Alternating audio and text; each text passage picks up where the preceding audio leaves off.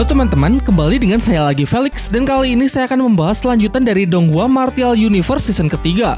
Kita sedikit recap bagian sebelumnya ya. Lindong pergi ke monumen kuno Dauhang yang akan segera dibuka untuk mencari harta roh, yaitu simbol spiritual leluhur. Banyak perwakilan dari sekte maupun klan lain yang juga hadir untuk berburu harta roh di tempat tersebut.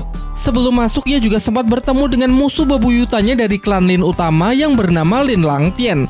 Selain itu juga ada Wang Yan, pemuda dari klan Wang yang memiliki dendam pribadi kepada Lindong. Wang Yan langsung menantang Lindong untuk bertarung, namun karena ada perbedaan kekuatan yang cukup jauh, ia dapat Lindong kalahkan dengan begitu mudah. Lin Langtian bukannya membela Lindong karena sama-sama berasal dari klan Lin, ia justru menyalahkan Lindong dan memerintahkannya untuk meminta maaf kepada klan Wang. Namun dengan statement yang cukup masuk akal, Lindong dapat membalikan semua penghinaan yang dilontarkan hingga Lin Langtian pun sudah tidak bisa berkata apa-apa lagi. Tidak lama setelah itu, akhirnya monumen kuno Dauhangmu telah terbuka sehingga semuanya bergegas masuk untuk menyelesaikan urusannya yang dinilai lebih penting. Dan seperti biasa, sebelum kita mulai pembahasan dari kelanjutannya, saya akan memberikan peringatan spoiler warning bagi kalian yang belum dan ingin menyaksikan Donghuanya secara langsung karena konten ini adalah konten spoiler. Dan baiklah, kalau kalian sudah siap, mari kita mulai. Setelah melewati gerbang masuk, Lindong tiba di sebuah tempat dengan suasana gelap yang sangat berbeda dengan dunia luar. Xiaode menjelaskan bahwa tempat ini pasti adalah semacam dimensi yang memang sengaja diciptakan oleh sekte kuno.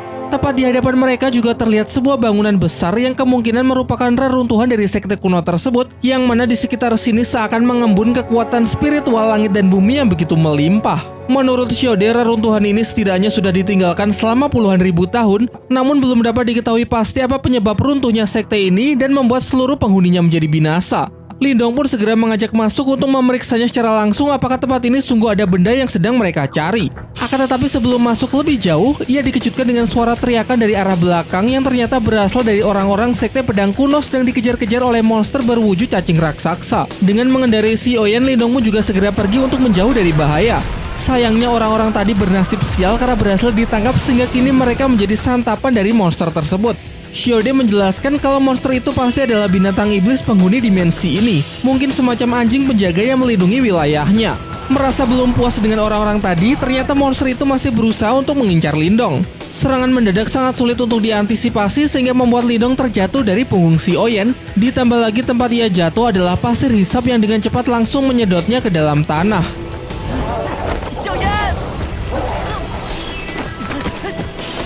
Diperlihatkan di bawah tanah terdapat banyak terowongan besar yang diduga dibuat si monster cacing besar Alaska ketika sedang berpindah dari satu tempat ke tempat yang lain. Di saat akan mencari jalan keluar, tiba-tiba saja ia merasakan gempa, pertanda kalau cacing besar Alaska masih berupaya untuk mengejarnya. Beruntung saat aksi kejar-kejaran, Lindong berhasil manuver dengan cepat sehingga terkaman dari mulut cacing besar Alaska gagal untuk menyantapnya. Namun ia kini malah tiba di terowongan yang memiliki banyak cabang, membuatnya cukup pusing untuk menentukan ke arah mana menuju jalan keluar. Xiaode mengajak Lindong mengambil salah satu jalan sesuai dengan firasatnya. Akan tetapi dari arah belakang terlihat kejaran dari cacing besar Alaska yang ternyata masih belum juga menyerah.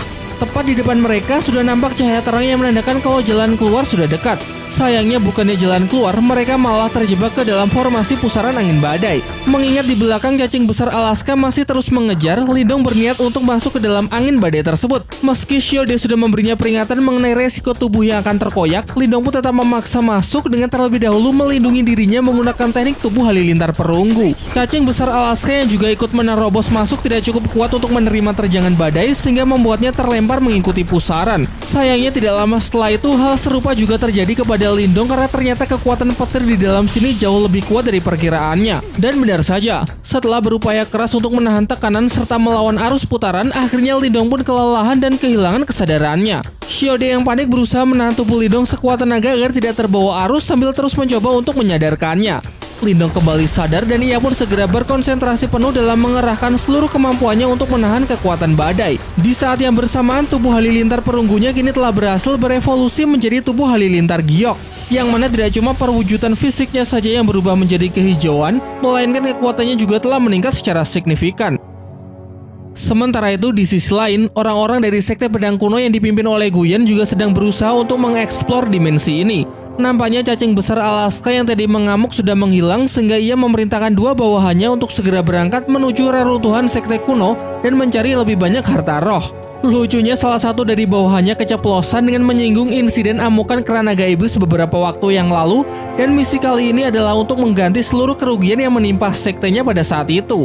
Ketika sedang dalam perjalanan menuju reruntuhan sekte kuno, Guyan melihat binatang roh yang sepertinya tidak asing. Dan benar saja, ternyata binatang itu adalah harimau ekor api milik Lindong, yaitu Si Oyen. Tentu saja Guyan pun memandang situasi ini sebagai kesempatan emas untuk bisa membalaskan dendamnya kepada Lindong.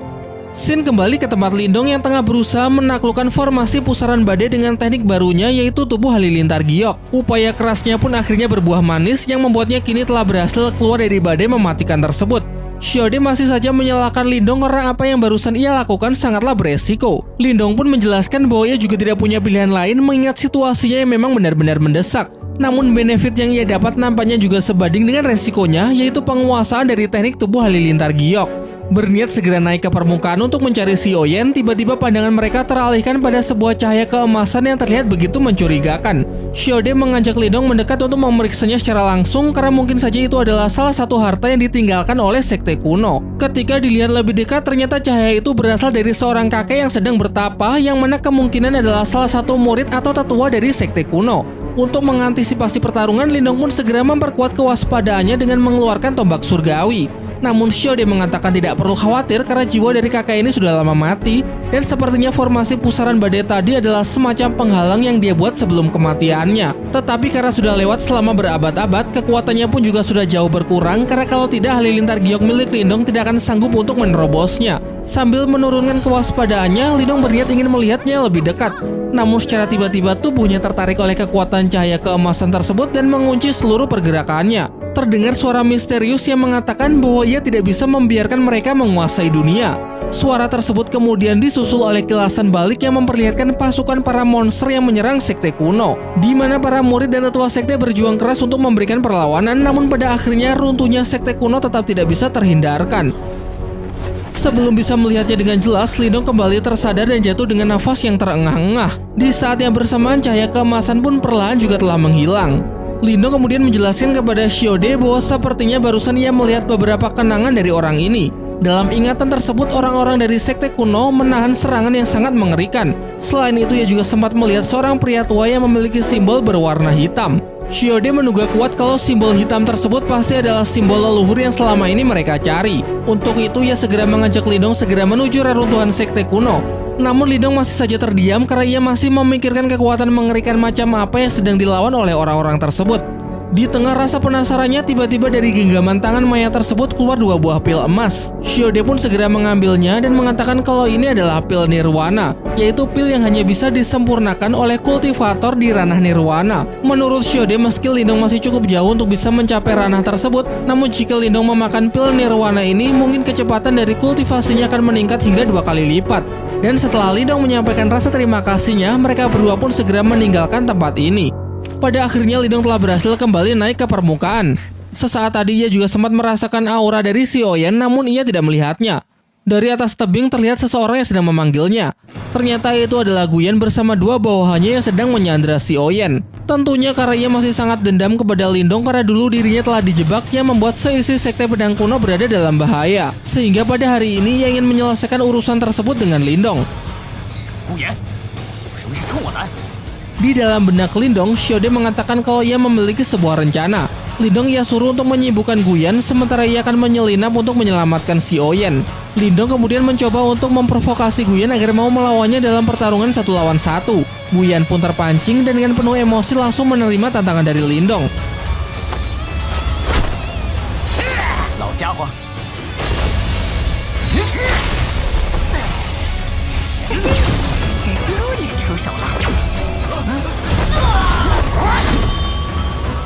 Ketika pertarungan sedang berlangsung, Xiaode diam-diam memukul 2 bawahan Guyan, namun Guyan yang langsung menyadarinya segera menarik Si Oyen ke arahnya dan menodongkan pedang tepat ke lehernya untuk mengancam Lindong. Ia mengatakan kalau Lindong berani maju selangkah saja, maka binatang tersebut akan ia jadikan binatang kurban.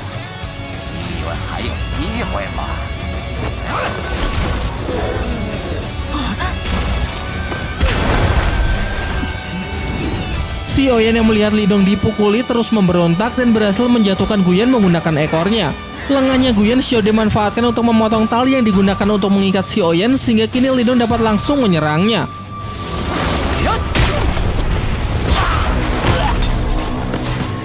Sempat dikira sudah pingsan, ternyata Guyan kembali menyerang Lindung dari belakang dengan kekuatan penuh, sebuah serangan mematikan yang ia sebut sebagai tapak serigala penelan gunung.